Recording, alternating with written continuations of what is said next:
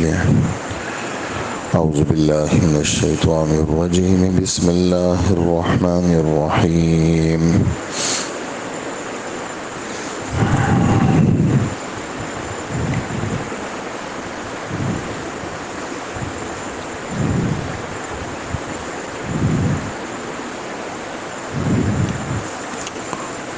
قل انما اعظکم بواحدہ ان تقوموا للہ مثنى وفرادا ثم تتفکروا ما بصاحبکم من جنہ ان هو الا نذیر لکم بین یدی عذاب شدید۔ قل ما سألتكم من أجر فهو لكم إن أجري إلا على الله وهو على كل شيء شهيد۔ قل إن ربي يقذف بالحق علام الغيوب۔ قل جاء الحق وما يبدئ الباطل وما يعيد۔ صدق اللہ العظیم۔ سورہ سبا کا آخری رکوع آج سے شروع ہوا اور 22ویں پارے کا 12واں رکوع شروع ہوا، اور آیات جو پڑھی گئی آپ کے سامنے وہ 46، 47، 48 اور 49 سورہ سبا کی آیت پڑھی گئی، اور ان آیتوں کے اندر ترجمہ پہلے سن لیجئے، پھر میں خلاصہ عرض کر دیتا ہوں کہ اے پیغمبر صلی اللہ علیہ وسلم، آپ ان سے فرما دیجئے کہ میں تمہیں صرف ایک بات کی نصیحت کرتا ہوں، وہ یہ ہے کہ تم دو مل کر یا اکیلے اکیلے اللہ کی خاطر تم اٹھ کھڑے ہو، پھر انصاف سے سوچو تو فوراً سمجھ میں آ جائے گا کہ تمہارا یہ ساتھی یعنی محمد صلی اللہ علیہ وسلم پاگل پنے کی تو کوئی بات نہیں کر رہے ہیں، پاگل تو نہیں ہے یہ، وہ تو ایک سخت عذاب کے آنے سے پہلے تمہیں خبردار کر رہے ہیں۔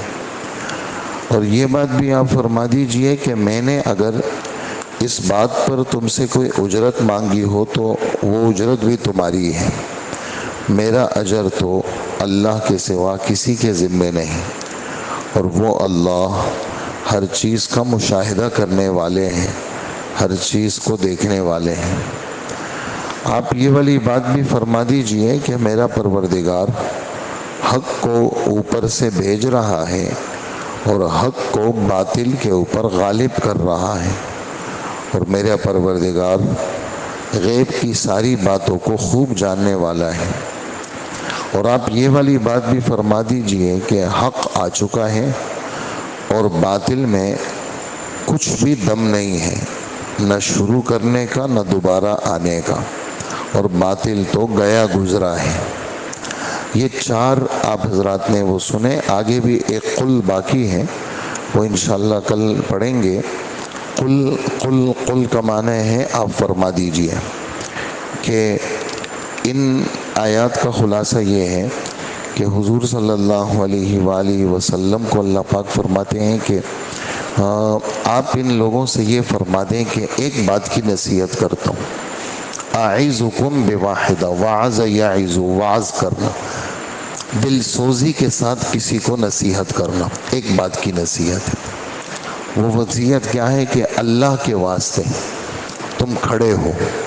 یہ کھڑے ہونے سے سیدھا کھڑا ہونا مراد نہیں ہے، یہ کنایہ ہے مستعد ہونے سے، یہ کنایہ ہے سنجیدہ ہونے سے۔ ذرا مذہب کے بارے میں سنجیدہ ہو جاؤ، مذہب کے بارے میں سنجیدہ ہو جاؤ، اس لیے کہ ہزاروں مخلوقات میں صرف انسان کو اور جنات کو اللہ پاک نے اپنے احکامات کا مکلف بنایا ہے، تو ذرا اور پھر یہ مکلف بنانا، اس کے اندر جو اغراض ہیں اس کے اندر یعنی کیوں بنایا، اس لیے کہ اللہ نے اس کو عقل دی ہے، سمجھ دی ہے، یہ انسان کو اللہ پاک نے سمجھنے کی عقل دی ہے، اور کسی چیز کو پرکھنے کی سمجھنے کی صلاحیت اللہ پاک نے اس کے اندر رکھی ہے۔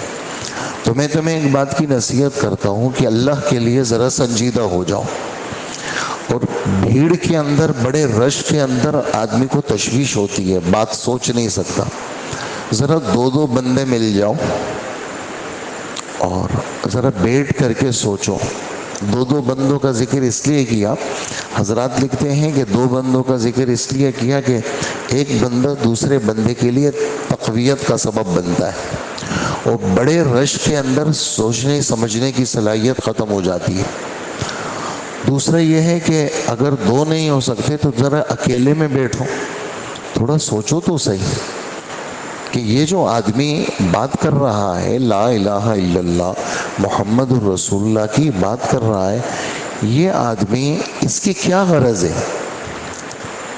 اور یہ آدمی جو ہمیں پچھلی امتوں کے واقعات سنا رہا ہے، اور یہ آدمی جس کے پاس تورات انجیل زبور بھی نہیں ہے، کوئی اس کا پڑھانے والا بھی نہیں ہے، یعنی آپ اندازہ لگائیں کہ مدینے کے یہودیوں نے جب آپ یہیں پر تھے، مدینے کے یہودیوں نے جب آپ ہجرت کر کے نہیں گئے تھے، انہوں نے کسی کے ذریعے سے بھجوایا تھا کہ یہ آدمی اگر سچا پیغمبر ہے تو ذرا یہ بتا دیں کہ بنی اسرائیل یعنی یعقوب علیہ الصلاۃ والسلام، ان کا اصلی وطن تو شام تھا، یہ لوگ مصر کیسے آئے؟ کہ فرعون آیا اور پھر موسیٰ علیہ السلام کو اللہ نے بھیجا، اور موسیٰ اور ہارون نے پھر بنی اسرائیل کو فرعون سے چھڑایا۔ تو یہ پتہ ہمیں نہیں ہے کہ بھائی یہ آدمی یعنی یہ جو بنی اسرائیل تھے اصلی ان کا وطن تو شام تھا، یہ لوگ مصر کیسے آئے؟ اچھا، یہ والی بات کسی کو پتہ نہیں، یہودیوں کو پتہ تھی، وہ بھی بہت مختصر معلوم تھی۔ اس بات کو یعنی یہ والی بات کہ بنی اسرائیل شام سے مصر کیسے آئے، ہمارے رب نے پوری سورہ یوسف نازل کی ہے، جو تقریباً 3 پاؤں پر مشتمل ہے، یعنی 12ویں پارے کے آخر میں آپ سمجھیں کہ 1 پاؤں اور 2 رکوع، اور 13ویں پارے کے اندر بھی 1 پاؤں اور 1 رکوع، یعنی آپ سمجھیں کہ آدھا پارہ اور 3 رکوع، یہ 3 رکوع کبھی کبھی 1 پاؤں ہو جاتا ہے، تقریباً 3 پاؤں پر مشتمل یہ سورت نازل فرمائی، سورہ یوسف، جس کے اندر یہ اچھا ایسی نازل فرمائی کہ ان یہودیوں کو بھی وہ باتیں پتہ نہیں تھی جو اللہ نے سورہ یوسف میں نازل فرمائی، کہ بھئی یہ شخص ایسا ہے کہ اس کے پاس تو نہ کوئی کتاب ہے، نہ کوئی مکہ کے اندر کوئی اہل کتاب ہے، پھر یوسف علیہ السلام کا قصہ اتنا نکھرا ہوا یہ سناتا ہے اور اتنے شاندار انداز میں، تو معلوم ہوا کہ یہ سچے پیغمبر ہے۔ تو یہ باتیں اکیلے میں بیٹھ کر کے ذرا سوچو تو صحیح، پھر اس آدمی نے تمہارے ساتھ اس کی ولادت سے لے کر 40 سال تک یہ عرصہ گزرا، اور پھر 13 سال اور 53 سال، یعنی پورا بچپن، پوری جوانی اور تقریباً بڑھاپا، اس لیے کہ 40 کے بعد تو آدمی بوڑھا ہونا شروع ہو جاتا ہے، اور 50-53 میں تو آدمی واقعتاً بوڑھا ہوتا ہے۔ تو یہ پورا زمانہ صداقت، امانت، دیانت، عفت، پاک دامنی، کسی کی کوئی شکایت تک نہیں، پوری زندگی اس نے گزاری۔ اسی وجہ سے ہمارے رب نے فرمایا تمہارا ساتھی، تمہارا ساتھ رہنے والا، ہمدم، اکٹھا رہنے والا، تم دیکھتے ہو اس کو، تم اس کے باپ سے واقف، تم اس کے دادا سے واقف، تم اس کی ماں سے واقف، تم اس کی نانی سے واقف، تم اس کے نانا سے واقف، تم اس کی پوری نسل سے واقف۔ تو ذرا یہ بتاؤ کہ یہ والی باتیں جو آدمی کرتا ہے تو یا تو وہ آدمی پیغمبر ہوگا یا وہ پاگل ہوگا۔ اچھا، اگر سمجھدار ہے، پیغمبر نہیں ہے، سمجھدار ہے اور بات غلط ہے، تو کل کو ہے سمجھدار تو کل کو اس کو رسوائی ہوگی اس کی، کہ بھئی لوگ کہیں گے کہ بھئی یار تم نے غلط بات کہی۔ سمجھدار ہے تو وہ بھی بچے گا، کیوں؟ کل کو اس بات کا کیا جواب دے گا؟ تو یہ والی بات یا پیغمبر کہے گا یا یہ والی بات پاگل کہے گا. تو ذرا اکیلے میں بیٹھ کے سوچو, تمہارا جو ساتھی ہے یہ پاگل ہے, یہ جو باتیں کر رہے ہیں یہ بے کی باتیں, یہ پاگل ہے کیا؟ تو سمجھ جاؤ گے تم کہ یہ آدمی پاگل نہیں ہے. یہ آدمی تو ایک سخت عذاب سے پہلے تمہیں ڈرانے آیا ہے تاکہ تم عذاب سے بچ جاؤ. اور پھر یہ والی بات کسی کے دل میں ہو کہ بھائی اس کو کوئی عورت چاہیے, اس کو سرداری چاہیے, اس کو پیسہ چاہیے, اس کا ایک ہی جواب دیا, وہ کیا کہ جو پیسہ میں تم سے مانگتا ہوں نا وہ تمہارے ہی ہے, یعنی نہیں مانگتا. جو اجر میں تم سے مانگتا ہوں, یعنی تمہارے دل دماغ میں یہ ہو کہ بھئی میں کوئی بڑا بننا چاہتا ہوں, وہ بڑائی بھی تمہاری. تمہارے دل دماغ میں مجھے پیسہ چاہیے, پیسہ بھی نہیں چاہیے. میرا پیسہ, میرا اجر, میرا ثواب اللہ نے اپنے فضل سے اپنے ذمے لے رکھا ہے اور وہ ہر چیز سے واقف ہے. لہٰذا میں سچا ہوں, میں پاگل نہیں ہوں. ذرا سوچو گے تو میری صداقت تم تسلیم کر لو گے. پھر آسمان سے میرے پاس جو چیز آ رہی ہے وہ اسی زبردست ہے کہ اس نے باطل کا بیڑا غرق کر دیا اور باطل کا بھیجا نکال دیا, باطل کی ایسی کی تیسی کری. اب کسی کے ذہن میں بات آئے گی تو ہم تو دیکھتے ہیں دنیا میں باطل ہی باطل ہے, آپ کیسے کہتے ہیں کہ حق باطل پر غالب ہے؟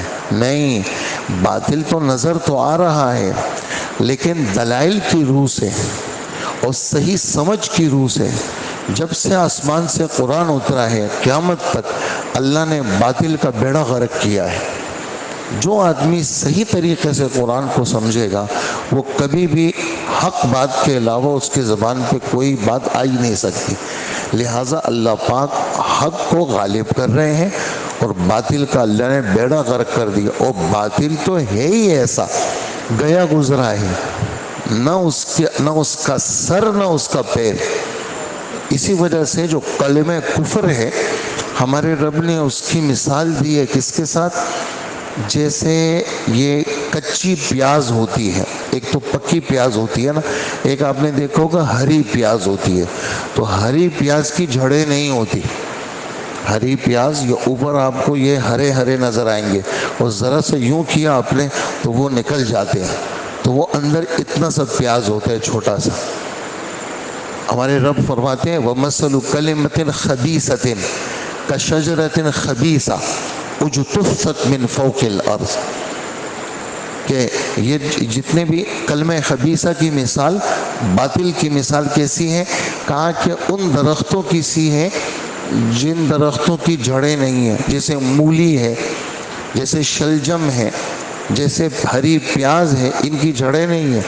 یہ مولی کی پتے نظر آئیں گے, آپ مولی کو یوں اٹھائیں گے تو وہ ایک دم اکھڑ جائے گی. ایسے ہی گاجر ہے, گاجر کے اوپر پتے نظر آتے ہیں, یوں کریں گے تو گاجر نیچے سے نکل جائے گا. جیسے آلو ہیں یہ بھی زمین میں ہوتے ہیں, یہ بھی ذرا سا آپ اٹھائیں گے تو یہ اڑ جائیں گے, یعنی ان کی جڑیں نہیں ہیں. بالکل ایسے ہی باطل کی جڑیں نہیں ہیں. اور کلمہ طیبہ کی مثال کھجور کے درخت کی طرح, جتنا اوپر اتنا نیچے. تو کلمہ طیبہ وہ دلوں میں پک جاتا ہے اور کلمہ کفر اس کی کوئی حیثیت نہیں ہے. اسی وجہ سے یہ آیت ہمارے نبی صلی اللہ علیہ وسلم کی زبان پر جب مکہ مکرمہ فتح ہو رہا تھا تو آپ کی زبان پہ تھا, حق آیا باطل گیا, جاء الحق وزہق الباطل. حق آیا باطل گیا, اور باطل تو آیا ہی اس لیے کہ جانے کے لیے, تو اس کی کوئی حیثیت نہیں ہے. اور اخیر میں جیت بھی حق کی ہوگی, اخیر میں جیت بھی کس کی ہوگی؟ وہ حق کی ہوگی. تو یہ ان آیتوں کا خلاصہ ہے. اللہ پاک ہمیں ان باتوں کا یقین نصیب فرمائے. وصلی اللہ وسلم علی نبینا محمد وآلہ واصحابہ اجمعین. الحمدللہ رب العالمین والصلاۃ.